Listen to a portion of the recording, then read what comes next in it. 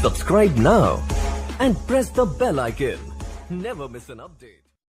नमस्कार सभी साथियों को स्वागत करता हूं सबका इस YouTube चैनल पर जिसका नाम है स्टडी विद PN लोथा। साथियों, आज हम हिंदी शिक्षण का पेपर नंबर 6 हल करने वाले हैं, जिसमें आपको हिंदी के पूरे ही 30 प्रश्न देखने को मिलेंगे। तो दोनों लेवल के लिए है ये, लेवल 1 के लिए भी और लेवल 2 के लिए भी, चाहे आपके लैंग्वेज फर्स्ट हिंदी हो या आपके लैंग्वेज सेकंड हिंदी हो। ठीक है, तो चलिए शुरू करते हैं। बहुत ही शानदार इस टेस्ट को कोशिश करना कि 25 क्वेश्चन आपके सही निकले। बहुत ही सोच समझकर प्रत्येक प्रश्न का आंसर देना है। तो चलिए प्रश्न संख्या 1 को देखते हैं साथियों। तो चलिए आपका फर्स्ट क्वेश्चन क्या है। संधि की दृष्टि से शुद्ध है। वर्षा प्लस ऋतु वर्षा ऋतु, यथा प्लस एष्ट यथेष्ट, अभि प्लस इप्सा अभिप्सा, गुरु प्लस उपदेश गुरुपदेश। तो बताइए कौन सा विकल्प सही है। संधि की दृष्टि से आपको इसमें शुद्ध क्या लग रहा है। विकल्पों को देख लीजिए अच्छी तरह से। मात्रा संबंधी ध्यान विशेषकर आपको रखना है।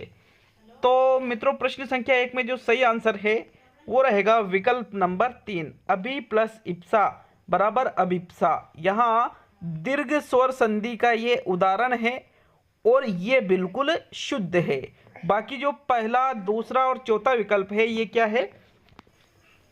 तो देखो, वर्षा प्लस ऋतु, ये जो पहला विकल्प है इसका अशुद्ध यहाँ पर संधि है। इसमें जो संधि हमने बनाई है, क्योंकि वर्षा ऋतु नहीं होता है।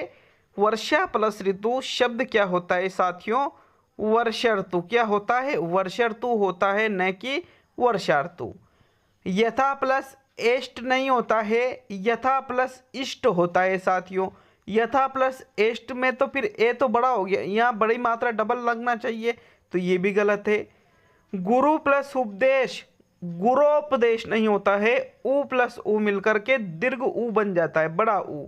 तो शब्द क्या बनेगा फिर आपके गुरुपदेश, न कि गुरोपदेश। ठीक इस प्रकार से ये तीनों विकल्प गलत है। ओनली यहाँ थर्ड विकल्प ही आपका सही आंसर है।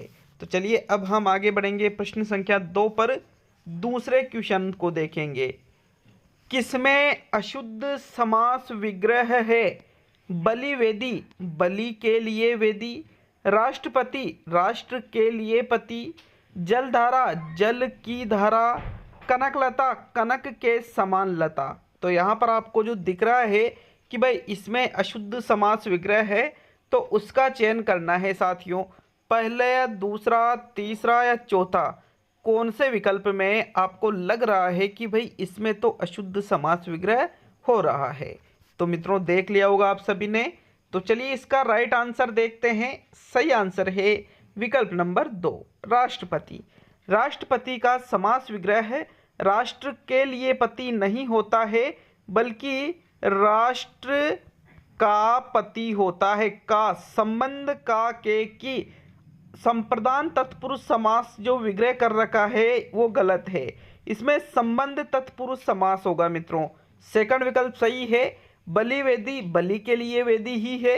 जलधारा, जल की धारा ही है। यहाँ पर संबंध तत्पुरुष है, यहाँ पर संप्रदान तत्पुरुष है। और कनक लता, कनक के समान लता, तो यहाँ पर क्रमधारय समास है साथियों। तो यहाँ कौन सा विकल्प सही रहेगा आपके दूसरे प्रश्न में, विकल्प नंबर 2। तो नेक्स्ट प्रश्न नंबर 3 पे आते हैं। आपके प्रश्न संख्या 3, इनमें से किसमें प्र उपसर्ग नहीं लगा हुआ है।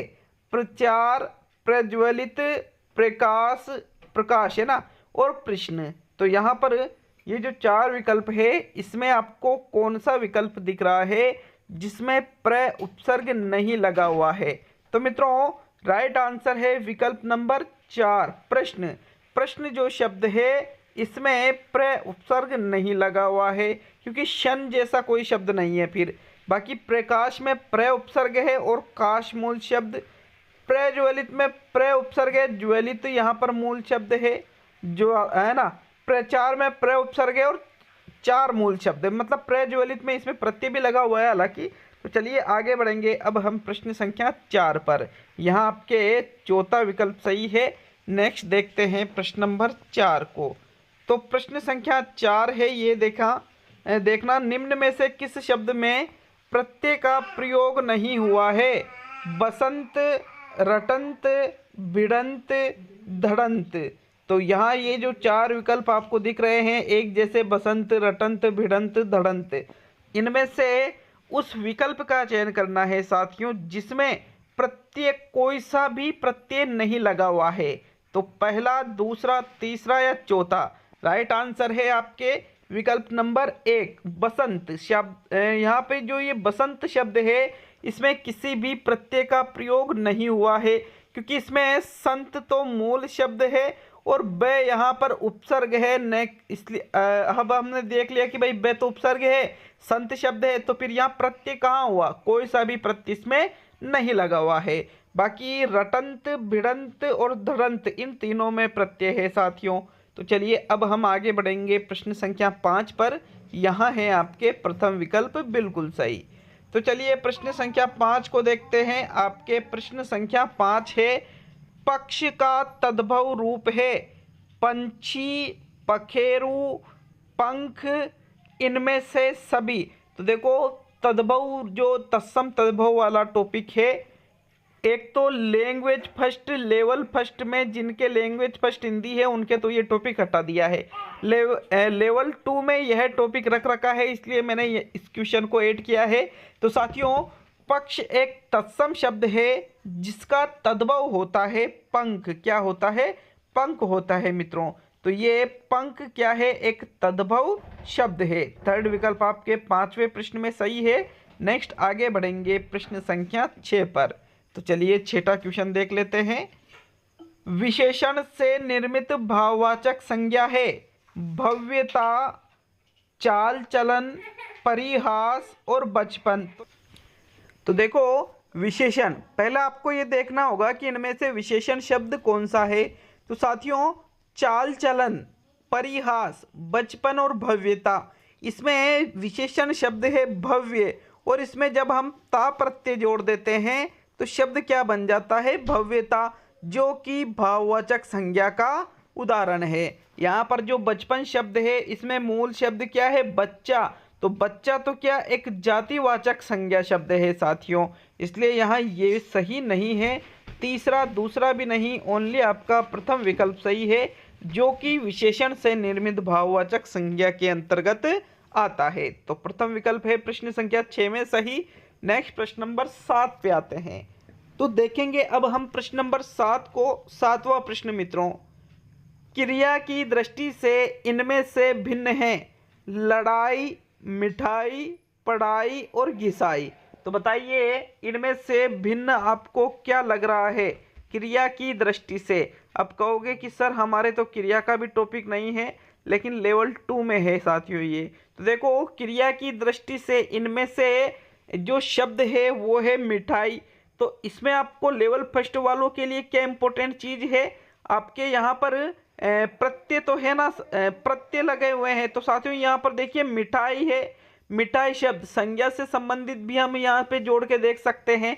वैसे लड़ाई, पढ़ाई, घिसाई यहाँ क्रिया सूचक शब्द है, लेकिन मिठाई, मिठाई तो साथियों यहाँ पर जातिवाचक संज्ञा के अंतर्गत आता है। विकल्प नंबर आपका 2 सही है प्रश्न संख्या 7 में।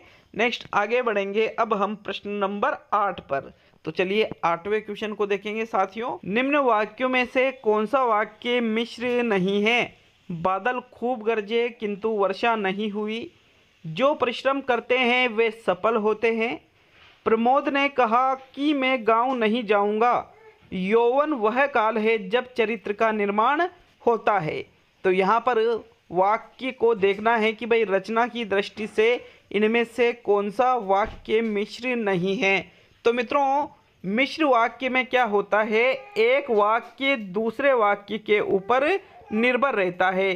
तो यहाँ देखिए जो विकल्प नंबर 2 है, 3 है और 4 है, ये तीनों ही यहाँ पे मिश्र वाक्य के उदाहरण है। तो देखो यहाँ पर आपको बताना है कि रचना की दृष्टि से इनमें से कौन सा वाक्य मिश्र नहीं है। मिश्र वाक्य में क्या होता है साथियों? एक वाक्य दूसरे के ऊपर आश्रित होता है और इसके 3 प्रकार होते हैं, लेकिन वो 3 प्रकार तो आपसे यहाँ पर पूछे नहीं जा रहे हैं कि भाई संज्ञा आश्रित है, विशेषण आश्रित है या क्रिया विशेषण आश्रित है। तो साथियों आपको सिर्फ यही देखना है कि जो मिश्र वाक्य नहीं है वही आपका राइट आंसर होगा। तो यहाँ पर जो आपका सही आंसर है वो है विकल्प नंबर 1, बादल खूब गरजे किंतु वर्षा नहीं हुई। तो ये जो किंतु अव्यय आ रहा है ये वाक्यों को अलग अलग कर रहा है, और जहाँ पर वाक्यों को अलग अलग किया जाता है वहाँ पर होता है आपके संयुक्त वाक्य। कौन सा होता है? संयुक्त वाक्य। अतः यहाँ पर आपका विकल्प नंबर 1 बिल्कुल सही है साथियों। बाकी दूसरा, तीसरा और चौथा, जो परिश्रम करते हैं वे सफल होते हैं। तो परिश्रम और सफल दोनों एक दूसरे से जुड़े हुए हैं। प्रमोद ने कहा कि मैं गांव नहीं जाऊंगा, संज्ञाश्रित वाक्य है साथियों, मिश्र का भेद। यौवन वह काल है जब चरित्र का निर्माण होता है। तो साथियों ये भी एक के ऊपर निर्भर है, एक दूसरे के ऊपर। अतः यहाँ ओनली प्रथम विकल्प है जो कि संयुक्त वाक्य का उदाहरण है। तो चलिए अब हम आगे बढ़ेंगे प्रश्न संख्या 9 की ओर। आपके प्रश्न संख्या 9 है मित्रों, किशन भी परीक्षा में उत्तीर्ण होगा और हरि भी, क्योंकि दोनों बहुत पढ़ते हैं। यह वाक्य है मिश्र और संयुक्त, मिश्र और मिश्र, संयुक्त और मिश्र, और संयुक्त और संयुक्त। तो यहाँ पर 2 तरह के वाक्य है, एक ही वाक्य 2 तरह का है। तो साथियों किस क्रम में ये वाक्य जमा हुआ है उस क्रम का आपको चुनाव करना है। तो देख लीजिए अच्छी तरह से प्रश्न संख्या 9 को। सही आंसर है आपके प्रश्न संख्या 9 में विकल्प नंबर 3, संयुक्त और मिश्र वाक्य का उदाहरण है। क्योंकि किशन भी परीक्षा में उत्तीर्ण होगा और हरि भी, तो यहाँ तक तो ये संयुक्त हुआ।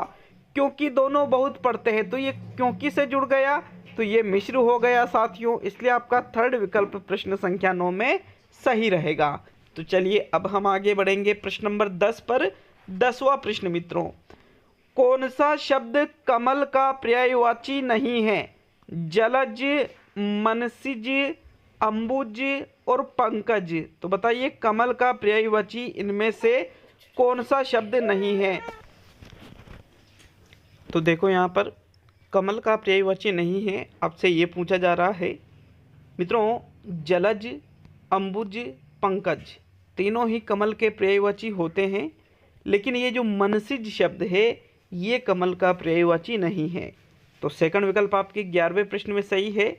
मनसिज शब्द किसका पर्यायवाची है? कामदेव का पर्यायवाची है, कामदेव का, ठीक है, जिसको मनोज के नाम से भी जाना जाता है, और भी बहुत सारे पर्यायवाची हैं इनके। तो नेक्स्ट प्रश्न नंबर 12 को देखेंगे। आपके प्रश्न संख्या 12 है, इनमें से कौन सा विलोम युग्म सही है? आशा का हताशा, जय का अजय, परिसीमन का असीमन, अज्ञ का अल्पज्ञ। तो इनमें से 3 विलोम युग्म गलत है और एक ऐसा विलोम युग्म है जो कि शुद्ध या सही है। आशा का हताशा नहीं होता है, निराशा होता है। जय का पराजय होता है साथियों। अज्ञ का विज्ञ होता है, लेकिन परिसीमन का असीमन ही होता है। तो यहाँ जो थर्ड विकल्प है ये बिल्कुल शुद्ध है। प्रश्न संख्या 12 में थर्ड विकल्प ही आपका राइट आंसर रहेगा साथियों। तो चलिए अब हम आगे बढ़ेंगे प्रश्न नंबर 13 पर। प्रश्न संख्या 13 को देखते हैं। आपके प्रश्न संख्या 13 क्या है? किस विकल्प में वाक्यांश के लिए प्रयुक्त शब्द सही नहीं है? जो अपने सीमित ज्ञान से बाहर नहीं जाता है, कूप मंडूक। जिसकी सारी इच्छाएं तृप्त हो गई हो, पूर्ण काम। जो विश्वास करने योग्य है, विश्वस्त। वह जो कम खर्च करता है, अपव्ययी। तो इनमें से कौन सा वाक्यांश के लिए प्रयुक्त एकल शब्द में सही नहीं है? तो मित्रों प्रश्न नंबर 13 में आपके सही आंसर है विकल्प नंबर 4। वह जो कम खर्च करता है उसको हम अपव्ययी नहीं कहते हैं। अपव्यय का मतलब तो होता है अधिक खर्च करने वाला। विकल्प नंबर आपका 4 सही रहेगा साथियों प्रश्न संख्या 13 में। बाकी पहला, दूसरा, तीसरा, जो विश्वास करने योग्य हो उसे विश्वस्त कहते हैं। जिसकी सारी इच्छाएं तृप्त हो गई हो उसको पूर्ण काम कहते हैं। और जो अपने सीमित ज्ञान से बाहर नहीं जाता उसको कूप मंडूक के नाम से जाना जाता है। तो चलिए नेक्स्ट प्रश्न नंबर 14 पे आते हैं। आपके प्रश्न संख्या 14, निम्न में से कौन सा शब्द स्त्रीलिंग है? ऐसा नहीं था प्रश्न में मैंने टाइप किया था निम्न में से कौन सा शब्द स्त्रीलिंग नहीं है, इस प्रकार से प्रश्न था साथियों, नहीं तो फिर विकल्प उल्टे हो जाएंगे यहाँ पर। तो आपको क्या बताना है, निम्न में से कौन सा शब्द स्त्रीलिंग नहीं है के आधार पर आपको उत्तर बताना है। अंतरी, अपरिग्रह, लहर और व्यय। तो बताइए स्त्रीलिंग शब्द इनमें से कौन सा नहीं है? तो मित्रों प्रश्न संख्या 14 में जो आपके सही आंसर है वो रहेगा व्यय। व्यय एक पुल्लिंग शब्द है, स्त्रीलिंग शब्द नहीं है। तो आपके फोर्थ विकल्प सही है, क्योंकि यहाँ पर मैंने कह दिया आपको कि यहाँ टाइपिंग की वजह से नहीं शब्द छूट गया है। लहर स्त्रीलिंग है। अपरिग्रह शब्द भी स्त्रीलिंग है साथियों। मोह माया को त्याग देना अपरिग्रह कहलाता है, किसी भी प्रकार का लोभ लालच नहीं करना। अंतरी शब्द भी यहाँ पर स्त्रीलिंग है। तो चलिए आगे बढ़ेंगे प्रश्न संख्या 15 की ओर। आपके प्रश्न नंबर 15 है, भाग्य कर्म करने से चमकता है, रेखांकित शब्द है, एक वचन, द्विवचन, बहुवचन और इनमें से सभी। तो बताइए कौन सा ये जो रेखांकित शब्द है ये कौन से में आएगा, एक वचन, द्विवचन या बहुवचन में? देखो मित्रों हिंदी में सिर्फ एक वचन और बहुवचन ही होता है, द्विवचन नहीं होता है। तो यहाँ पर ये जो रेखांकित शब्द है भाग्य, तो साथियों उसके भाग्य खुल गए। साथियों यहाँ पर जो तीसरा विकल्प है भाग्य शब्द हमेशा बहुवचन में प्रयुक्त होता है। थर्ड विकल्प ही आपका सही आंसर है प्रश्न संख्या 15 का। चलिए नेक्स्ट आगे बढ़ेंगे प्रश्न नंबर 16 की ओर। तो चलिए 16वें क्वेश्चन को देखेंगे। मोहन गया होगा वाक्य में कौन सा काल है? संदिग्ध वर्तमान काल, संदिग्ध भूतकाल, पूर्ण भूतकाल और सामान्य भूतकाल। तो बताइए यहाँ पर मोहन गया होगा इस वाक्य में कौन सा काल है? तो काल जिसको टेंस के नाम से हम इंग्लिश में जानते हैं, यहाँ पर आपको देखना है। तो साथियों गया होगा का मतलब यहाँ पर संदेह प्रकट किया जा रहा है। तो यहाँ पर पूर्ण और सामान्य तो आपका आंसर नहीं रहेगा। अब गया होगा वर्तमान में आएगा या भूतकाल में आएगा वो देखना है आपको। तो साथियों गया होगा मतलब चला गया होगा, तो वो भूतकाल के अंतर्गत आएगा। तो साथियों ये एक संदिग्ध भूतकाल का उदाहरण है। प्रश्न संख्या 16 में सेकंड विकल्प सही रहेगा। तो चलिए अब हम प्रश्न नंबर 17 पे आते हैं। आपके प्रश्न संख्या 17, निम्नलिखित में से किस मुहावरे का अर्थ अदृश्य होना होता है?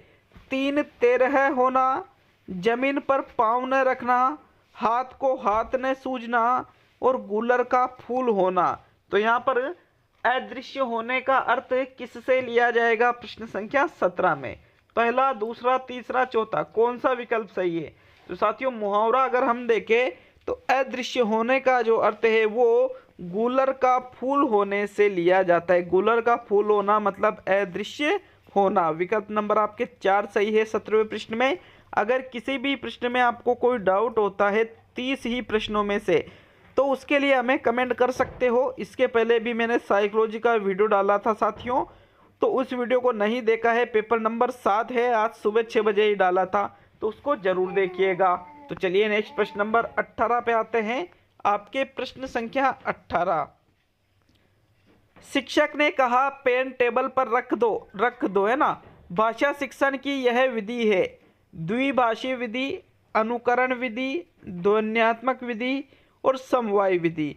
तो शिक्षक ने क्या कहा, पेन टेबल पर रख दो। साथियों यहाँ पर एक तो ये जो पेन शब्द आ रहा है ये इंग्लिश का है, टेबल शब्द आ रहा है इंग्लिश का है, शिक्षक शब्द आ रहा है हिंदी का है, ने कहा ये भी हिंदी का है।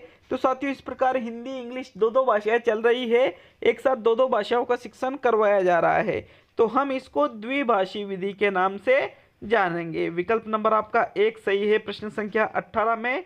नेक्स्ट आगे बढ़ेंगे अब हम प्रश्न संख्या 19 की ओर। तो चलिए प्रश्न नंबर 19 की ओर बढ़ते हैं।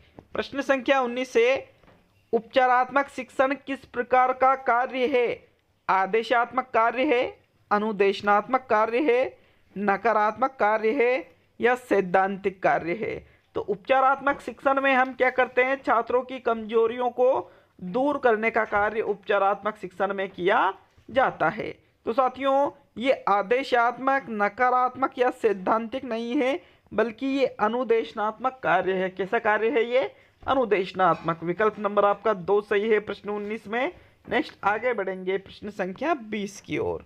तो चलिए प्रश्न संख्या 20, शब्द का अर्थ स्पष्ट करने के लिए कौन सा तरीका सही है, वाक्य प्रयोग, व्याख्यान, भ्रमण और चित्र निर्माण। तो बताइए प्रश्न संख्या 20 में इनमें से यदि आपको शब्द का अर्थ स्पष्ट करना है तो कौन सा तरीका बेहतर होगा। विकल्प नंबर 1, 2, 3, 4 में से कौन सा सही है साथियों। तो राइट आंसर इसका देख लेते हैं।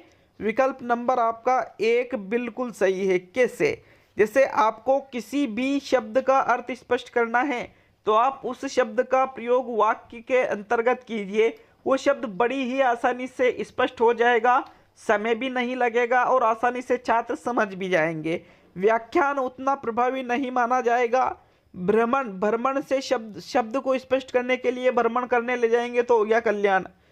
चित्र निर्माण, तो साथियों हर एक शब्द के लिए आपको चित्र निर्माण नहीं कर सकते आप। विकल्प नंबर आपका जो 1 है वही सबसे बेस्ट आंसर है प्रश्न संख्या 20 में। नेक्स्ट आगे बढ़ेंगे प्रश्न नंबर 21 पर। तो चलिए प्रश्न संख्या 21 को देखेंगे साथियों। ये देखिएगा, भाषा के सतत एवं व्यापक मूल्यांकन का उद्देश्य है बच्चों की सीखने की प्रक्रिया को समझकर उपयुक्त शिक्षण अधिगम प्रक्रिया अपनाना, बच्चों को अगली कक्षा में प्रोन्नत करना, मतलब पास करना, अगली कक्षा में भेजना है ना, बच्चों की त्रुटियों की पहचान करना और मूल्यांकन की परंपरा का निर्वहन करना। तो इनमें से जो सतत एवं व्यापक मूल्यांकन किया जाता है विद्यालयों में, उसका उद्देश्य क्या होता है, क्यों किया जाता है साथियों सतत एवं व्यापक मूल्यांकन। तो आपके विकल्प नंबर 1 सही है, बच्चों की सीखने की प्रक्रिया को समझकर उपयुक्त शिक्षण अधिगम प्रक्रिया को अपनाना, कि बच्चे किस प्रकार से सीख रहे हैं उस चीज को समझो और उसी हिसाब से आगे की अधिगम प्रक्रिया, आगे का शिक्षण उनका निर्धारित करो। विकल्प नंबर आपका सबसे बेस्ट आंसर है यहाँ 21वें क्वेश्चन में। तो नेक्स्ट आगे बढ़ेंगे अब हम प्रश्न संख्या 22 पर। तो चलिए 22वें क्वेश्चन को देखते हैं साथियों। प्रिंट मीडिया में सम्मिलित नहीं किया जा सकता है समाचार पत्र, शामपट्ट, पत्र पत्रिकाएं और पाठ्य पुस्तक। बताइए प्रश्न संख्या 22 में कौन सा विकल्प सही है। इनमें से प्रिंट मीडिया में हम किसको सम्मिलित नहीं करेंगे। तो देखो, समाचार पत्र प्रिंट मीडिया में होता है, पत्र पत्रिकाएं प्रिंट मीडिया में होती है, पाठ्य पुस्तक साथियों यहाँ पर एक तो शामपट्ट और पाठ्य पुस्तक। अब इनमें से जो बेस्ट विकल्प है कि भाई ये प्रिंट मीडिया में आएगा ही नहीं, तो साथियों शामपट्ट प्रिंट मीडिया में किसी भी सिचुएशन में नहीं आएगा। विकल्प नंबर आपका 2 सही है प्रश्न संख्या 22 में। नेक्स्ट आगे बढ़ेंगे अब हम प्रश्न नंबर 23 की ओर। तो चलिए 23वां क्वेश्चन देख लेते हैं क्या पूछा जा रहा है आपके प्रश्न नंबर 23 में।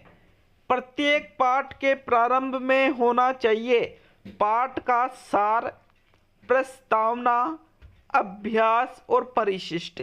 तो देखो, प्रत्येक पाठ के आरंभ में इनमें से क्या होना चाहिए, विकल्पों को देख लीजिए और फिर आंसर दीजिए। तो साथियों 23वें क्वेश्चन में जो सही आंसर है वो रहेगा विकल्प नंबर 2। प्रत्येक पाठ के प्रारंभ में प्रस्तावना होना चाहिए। प्रस्तावना का मतलब सभी जानते हो, 5 प्रश्न पूछे जाते हैं, 4 से 5 प्रश्न, और ये प्रश्न छात्र के पूर्व ज्ञान पर आधारित होते हैं और छात्र अंतिम जो प्रश्न बताता है, अध्यापक जो अंतिम प्रश्न पूछता है वो समस्यात्मक होता है। देखो, पाठ का सार तो बाद में किया जाता है, अभ्यास भी बीच में या बाद में, और परिशिष्ट का मतलब होता है जो छूट गया है, जो बच गया है वो। तो साथियों इसलिए आपका सेकंड विकल्प ही 23 में सही है। तो चलिए अब हम प्रश्न नंबर 24 को देखेंगे। 24वां क्वेश्चन, उच्च प्राथमिक स्तर पर कविता या कहानी पढ़ने के बाद यह जरूरी है कि बच्चे प्रश्नों के लिखित उत्तर दे सके, उसे अपने शब्दों में दोहरा सके, विपरीत भाव की भी कहानी लिख सके और उन्हें अपने अनुभव संसार से जोड़ सके। तो जब आप उच्च प्राथमिक स्तर पर बच्चों को कविता पढ़ा रहे हो या फिर कहानी पढ़ा रहे हो, तो उसके बाद में कौन सी चीज आवश्यक है साथियों, कौन सा विकल्प आपका सही रहेगा प्रश्न नंबर 24 में। तो देखो राइट आंसर है प्रश्न संख्या 24 में, उन्हें अपने अनुभव संसार से जोड़ सके। भाई कविता या कहानी पढ़ने से ही मतलब नहीं है, पढ़ने के बाद उत्तर भी दे दिया या फिर उनकी विपरीत भाव की भी कहानी लिख दी, इनसे ज़्यादा बेटर क्या होता है कि भाई उनका जो अनुभव संसार है, उनका जो ज्ञान है, उनका जो ज्ञान का दायरा है, उस चीज़ को कहानी से या फिर जो कविता है उसको जोड़ सके साथियों। चौथा विकल्प सही है आपके प्रश्न नंबर 24 में। तो चलिए अब हम प्रश्न नंबर 25 पे आते हैं। 25वां क्वेश्चन, प्राथमिक स्तर पर भाषा शिक्षण में मुख्य तत्व होगा व्याकरण का उपयोग, शब्द भंडार में वृद्धि, साहित्यिक समझ और उच्चारण की स्पष्टता। तो बताइए इनमें से भाषा शिक्षण का मुख्य तत्व प्राथमिक स्तर पर क्या होगा। देखो राइट आंसर है साथियों उच्चारण की स्पष्टता सबसे बेस्ट आंसर है, क्योंकि साहित्यिक समझ उच्च स्तर पर होता है, व्याकरण का उपयोग उच्च स्तर पर होता है, शब्द भंडार में वृद्धि भी यहाँ पर प्राथमिक पर भी की जा सकती है लेकिन उच्च पर बेहतर मानी जाती है और वहीं पर सर्वाधिक होती है। तो साथियों उच्चारण की स्पष्टता पूर्णतः है प्राथमिक कक्षाओं के अंतर्गत आती है, तो इसलिए आपके प्रश्न 25 में चौथा विकल्प सही है। नेक्स्ट प्रश्न नंबर 26 को देखेंगे। तो देखो 26वां क्वेश्चन है, बलाघात का प्रयोग होगा श्रवण कौशल में, बोलने के कौशल में, पठन के कौशल में और लेखन कौशल में। तो इनमें से बलाघात का प्रयोग किस में होगा साथियों, कौन सा विकल्प आपका सही है प्रश्न संख्या 26 में। तो देखो बलाघात का प्रयोग हम बोलने के कौशल में करते हैं। बलाघात मतलब जिसे उतार चढ़ाव करना हो, आप कविता बोल रहे हो तो करते हैं ना उतार चढ़ाव, जो कहीं पर जोश से बोल रहे हो तो कहीं पर आराम से बोल रहे हो, कहीं पर तीव्र गति है, कहीं पर मंद गति है। साथियों ये चीजें हमारे बोलने के कौशल में आ जाती है। सेकंड विकल्प आपका सही है 26वें प्रश्न में। नेक्स्ट देखेंगे अब हम प्रश्न संख्या 27 को। तो चलिए 27वां क्वेश्चन, बालोद्यान पद्धति के प्रवर्तक है Montessori, Mahatma Gandhi, Caldwell, cook और फ्रोबेल। तो साथियों बालोद्यान जिसको हम कहते हैं किंडरगार्टन विधि किसके द्वारा दी गई थी, ऑगस्टस फ्रेडरिक फ्रोबेल के द्वारा दी गई थी। मॉन्टेसरी ने तो मॉन्टेसरी विधि ही दी, महात्मा गांधी ने बेसिक शिक्षा दी और कोल्डवेल कुक ने खेल विधि दी थी साथियों। फोर्थ विकल्प आपके 27 में सही है। नेक्स्ट आगे बढ़ेंगे अब हम प्रश्न संख्या 28 पर। तो चलिए 28वें क्वेश्चन को देखते हैं, क्या पूछा जा रहा है प्रश्न नंबर 28 में, भाषा सीखने की कौन सी विधि मातृभाषा को मध्यस्थ बनाए बिना दूसरी भाषा को सीखने में सहायक होती है, अनुवाद विधि, द्विभाषी विधि, अप्रत्यक्ष विधि और प्रत्यक्ष विधि। तो इनमें से कौन सा विकल्प आपका 28वें क्वेश्चन में सही आंसर है साथियों। तो देखो बिना मातृभाषा को मध्यस्थ बनाए आप दूसरी भाषा को सिखा रहे हो, तो साथियों ऐसा होता है प्रत्यक्ष विधि में। किस विधि में होता है हिंदी के अंतर्गत, प्रत्यक्ष विधि, डायरेक्ट मेथड के अंतर्गत ऐसा किया जाता है। चौथा विकल्प आपके 28 में सही है साथियों। नेक्स्ट सेकंड लास्ट क्वेश्चन जो कि 29वां प्रश्न है। तो चलिए प्रश्न संख्या 29 पे आएंगे, निम्न में से स्व अध्ययन पद्धति पर आधारित विधि नहीं है, प्रायोगिक कार्य, अभिकर्मित अध्ययन, कंप्यूटर आधारित अधिगम और व्याख्यान विधि। तो बताइए स्व अध्ययन पद्धति पर आधारित विधि इनमें से कौन सी नहीं है। स्व अध्ययन पद्धति का मतलब क्या हुआ, जिसमें छात्र खुद ही अध्ययन कर सके ऐसी विधि। तो साथियों प्रश्न संख्या 29 में जो सही आंसर है वो रहेगा विकल्प नंबर 4, व्याख्यान विधि स्व अध्ययन पद्धति पर आधारित विधि नहीं मानी जाती है। बाकी तीनों तो ये विधियां स्व अध्ययन इसमें आप कर सकते हो। तो आज का अंतिम और 30वां क्वेश्चन, लेकिन वीडियो कैसा लगा हमें कमेंट बॉक्स में ज़रूर बता करके जाए, और 30 में से कितने क्वेश्चन आपने सही किए हैं वो भी ज़रूर बताए साथियों। तो चलिए अंतिम और 30वां क्वेश्चन, लेकिन आप अगर चैनल पर नए हो तो चैनल को सब्सक्राइब जरूर कर लें। निगमन विधि का सिद्धांत है विशेष से विशेष, सामान्य से विशेष, विशेष से सामान्य और सामान्य से सामान्य। तो देखो निगमन विधि का सिद्धांत, यहाँ तो सामान्य से सामान्य और विशेष से विशेष तो बाहर ही निकाल दो, क्योंकि ऐसा तो कोई शिक्षण सूत्र किसी भी सिचुएशन में चलता ही नहीं है। देखो निगमन विधि का सिद्धांत है सामान्य से विशेष की ओर, सामान्य से विशिष्ट की ओर भी हम इसको कह सकते हैं। तो सेकंड विकल्प आपके 30वें प्रश्न में बिल्कुल सही है साथियों। तो आज का ये टेस्ट पूरा हुआ, कैसा लगा जरूर बता करके जाए और बिल्कुल ईमानदारी से नीचे कमेंट जरूर करें साथियों।